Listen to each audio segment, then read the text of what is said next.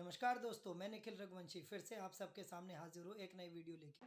बेटा आज हम यहाँ पर अश्वाधान की बात करते हैं। हड़प्पा सभ्यता में एक जो टॉपिक है शवाधान, ठीक है, ये बहुत इंपॉर्टेंट और लॉन्ग आंसर में आता है, ठीक है। तो अब बेटा हम बात करते हैं यहाँ पर शवाधान है क्या। तो ये क्वेश्चन आता है कि शवाधान का अर्थ तथा इतिहासकारों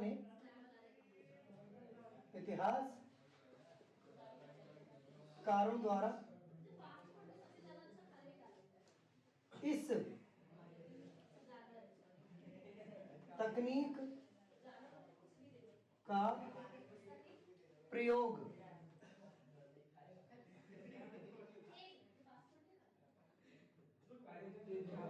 किस प्रकार किया ये क्वेश्चन है, यानी इसमें एक नहीं दो क्वेश्चन है।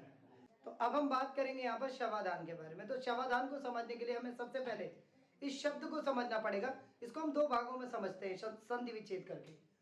देखिए, शवाधान का अर्थ होता है, पहला शब्द आ गया शव और दूसरा आता है विधान, मीन्स विधि,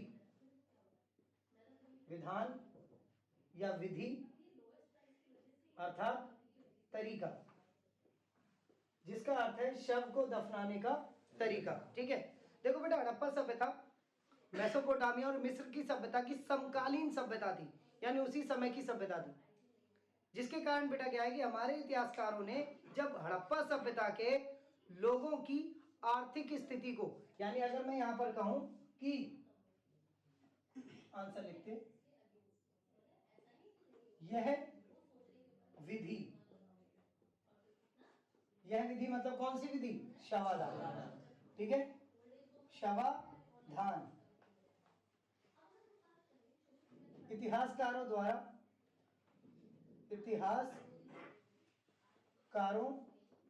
द्वारा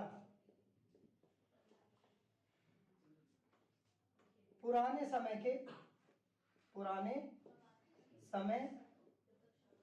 के हड़प्पाई लोगों की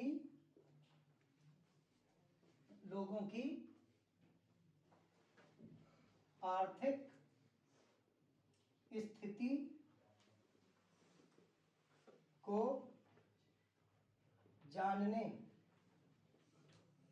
की विधि या तरीका था।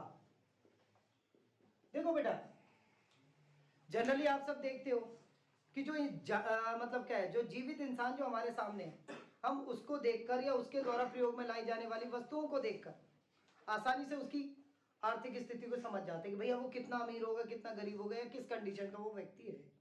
यानी उसके पहने हुए वस्त्रों के द्वारा या उसके द्वारा प्रयोग में लाई जाने वाली फोन, जैसा कि आप सबको पता है भाई उसके बाद तो आईफोन है, वो बहुत अमीर होगा, या उसके पास तो ये वो तो बुलेट में आता, वो मर्सिडीज में आता, भैया वो तो ब्रांडेड चीज करता, पहनता, लेता है, ये वो हम उनके द्वारा प्रयोग में लाई जाने वाली वस्तुओं के। लेकिन हम एक ऐसे समाज की बात कर रहे हैं जो लगभग 5000 साल पहले खत्म हो चुका है, और ऐसे समाज की ना तो हमारे पास कोई वीडियो है, और सबसे बड़ी चीज हड़प्पा की कोई लिपि भी नहीं पढ़ी जा रही जिसमें लिखा हो कि भैया वहां के लोग कैसे थे। तो बेटा एक सीधा सा अर्थ है, अब हमारे इतिहासकार कुछ ऐसी प्रक्रियाओं को अपनाकर उन लोगों की आर्थिक स्थिति को समझने की कोशिश करेंगे जो बेटा उनके जमीन से नीचे से भौतिक अवशेषों के रूप में थी। तो बेटा मैंने जैसे अभी बताया था कि हड़प्पा सभ्यता मेसोपोटामिया और मिस्र की सभ्यता के समकालीन सभ्यता थी। तो इस सभ्यता में भी वही ट्रेंड या वही चलन था, इस सभ्यता के लोगों को भी दफनाया जाता था गर्तों में, और उनके साथ उनसे संबंधित या उनके द्वारा प्रयोग में लाई जाने वाली वस्तु दफना दी जाती थी। तो मेसोपोटामिया सभ्यता की पहले खोज हुई थी, तो इतिहासकारों ने सोचा कि वही तकनीक हड़प्पा में भी अपनाई जाए। मेसोपोटामिया में भी बेटा उनके जो पिरामिड थे, उनकी जो कब्रें थी, उनकी खुदाई की गई, उन खुदाई से मिलने वाली वस्तुओं के आधार पर मेसोपोटामिया के लोगों की आर्थिक स्थिति को भी बेटा उन्होंने आंका, समझा। तो वही तरीका यहाँ पर अपनाया गया। तो हड़प्पा की जब कब्रों को खोदा गया तो उनमें भी हर सभी कब्रों में अलग अलग तरीके की वस्तुएं मिली, जिनसे उनकी आर्थिक स्थिति भी जान ली गई। जिसमें ज्यादा संपत्ति मिली, ज्यादा धन मिला, महंगी वस्तुएं मिली, तो वो आर्थिक संपन्न व्यक्ति था। जिसमें ज्यादा धन संपत्ति या महंगी वस्तुएं जैसे कि फ्योन्स, उसके बारे में बताओ, मिली, तो उसके आधार पर यह समझ लिया गया धनी या संपन्न व्यक्ति था। लेकिन जिन व्यक्ति या जिन लोगों की कब्रों में कुछ औजार मिले तो उनसे, उन औजारों से उनके व्यवसाय का पता चल गया कि वो किससे संबंधित कार्य करते थे। जैसे कृषि से संबंधित औजार मिले किसानों का, या अन्य प्रकार की शिल्पकारी से संबंधित औजार मिले तो वो शिल्पकारी करते होंगे जिससे संबंधित औजार वहां पर प्राप्त हुए। तो यानी कहने का अर्थ है कि शवाधान एक ऐसी विधि है जो कि इतिहासकारों द्वारा अपनाई गई थी और हड़प्पा सभ्यता के लोगों की आर्थिक स्थिति को जानने के लिए अपनाई गई थी। अब बेटा हम बात करते हैं यहाँ पर कि ये जो कब्रें थी या इन कब्रों से, ठीक है, इन कब्रों से दो प्रकार की वस्तुएं मिली हैं। एक मिली है सामान्य वस्तुएं। अब बेटा ये जो सामान्य वस्तुएं थी ये ज्यादातर जनरली सभी गर्तों से प्राप्त हुई हैं, जिसके कारण इन्हें कहा गया कि ये सामान्य वस्तुएं थी, ज्यादातर सभी लोगों द्वारा प्रयोग में लाई जाती थी। और दूसरी जो वस्तु मिले वो विलासिता की वस्तुएं थी। ये सामान्य वस्तुएं थी, सभी जगह पे मिलने वाली, लेकिन जो दूसरी वस्तुएं थी वो कहलाती है विलासिता की वस्तुएं। अब ये जो विलासिता की वस्तुएं थी, विलासिता की वस्तुएं, विलासिता की जो वस्तुएं थी ये महंगी वस्तुएं या फिर लग्जीरियस आइटम इंग्लिश में कहते हैं,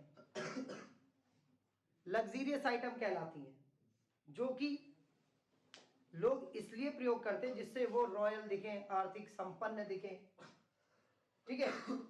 तो ये वस्तुएं जो थी ये बहुत कम पाई गई हैं और ये नगरों में पाई गई हैं, ये सभी क्षेत्रों में पाई गई हैं, ठीक है। जिससे यहाँ पर जिनके मतलब गर्त या कहें जिनकी कब्रों से ये मिली हैं तो ऐसा माना जाता है वो धनी लोग थे, अमीर लोग थे, ठीक है। क्लियर है, समझ आ रहा है नहीं, ठीक है।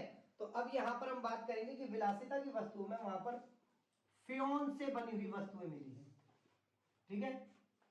वहां पर बेटा क्या मिली है, फ्योन से बनी हुई वस्तुएं।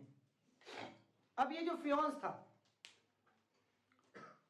फ्योन से बनी हुई वस्तुएं जो मिली हैं सबसे ज्यादा मिली हैं। और ये जो फ्योन्स था ये क्या था, तो बेटा ये एक ऐसा पदार्थ था जो कई चीजों से मिलकर बना था, यानी कई प्रकार की अलग अलग तरीके की रेतें थी, उसमें गीला चिपचिपे पदार्थ मिलाकर उसको गूंद के एक लेयर बनाई जाती थी और उस लेयर से कुछ आइटम्स बनाए जाते थे, चाहे वो वस्तुएं हों या बेटा क्या है बर्तन हो, और उससे बनी हुई चीजें वो क्या होती थी, महंगी, ठीक है।